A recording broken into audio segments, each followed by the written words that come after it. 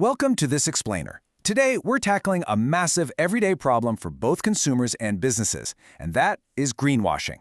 You know how it goes, right? In a world where literally every product claims to be eco-friendly, how do you actually prove it?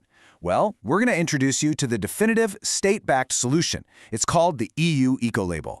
Whether you're a consumer trying to make genuinely better choices or a business trying to stand out in the European market, this explainer is going to show you exactly how this incredibly powerful certification works. Okay, here's our agenda for today. We'll start with the ultimate green passport. Look at the record growth in 2026. Dive into strict criteria with a case study. Map out the path to certification, and finally, decoding the fees. All right, let's jump right into Section 1, the ultimate green passport. Take a look at this visual identity. It's the EU flower logo. You've probably seen this around. It was actually launched way back in 1992 and is managed directly by the European Commission. The key takeaway here is that this isn't some private, profit-driven stamp of approval. It's officially recognized across all 27 EU member states, plus Norway, Iceland, and Liechtenstein. So when consumers or procurement officers see this flower, they instantly know it represents verified environmental excellence. So what's actually behind the flower?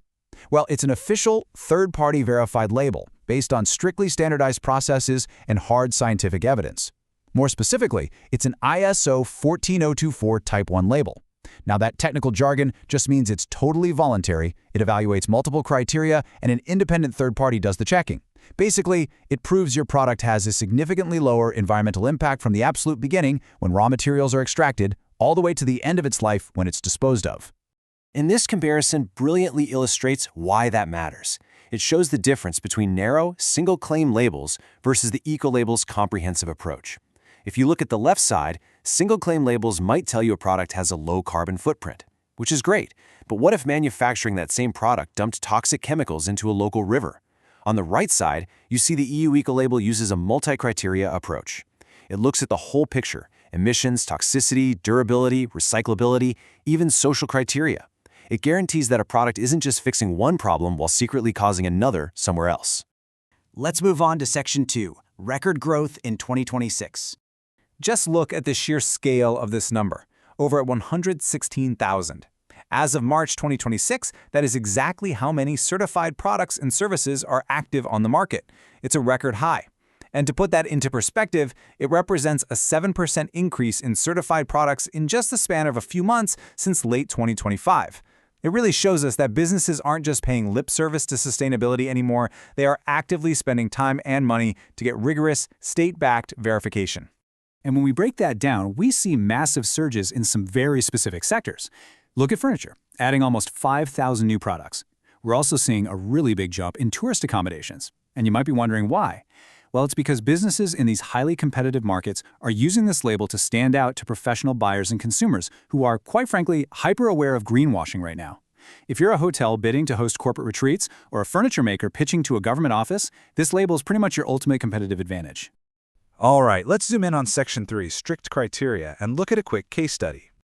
The European Commission doesn't pull any punches when it comes to standard setting.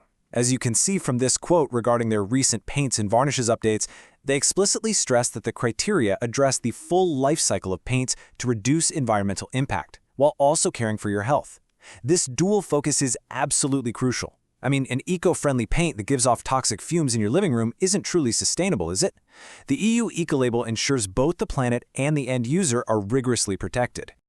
So how do they actually do that? Well, they introduced incredibly strict new limits on volatile organic compounds, or VOCs, which drastically improves indoor air quality. They also recalibrated preservative limits so the paint actually lasts on your wall, because a product that spoils quickly and just gets thrown out is terrible for the environment. They even created a brand new category for water-based aerosol spray paints to capture and reward market innovation. The criteria don't just sit there, they continually evolve to keep pushing industries forward. But keep in mind, the EU Ecolabel isn't for absolutely everything. As we see here, while it covers a huge array of everyday items, from detergents and cosmetics to textiles and campsites, there are some hard boundaries. Food, beverages, medicinal products, medical devices, and animal feed are strictly excluded from this specific certification. The European Commission actually ran a feasibility study on food a while back, but they decided to keep the Ecolabel focused strictly on non-food, non-medical goods and services for the time being. Moving right along to Section 4, the path to certification. So if you're a business, the journey to getting the EU flower is highly methodical. First, you identify the specific criteria for your product group and run a gap analysis to see where you currently fall short. Step 2 is a big one. You have to adjust your product and have it tested at an independent ISO-accredited laboratory. You can't just test it yourself in-house.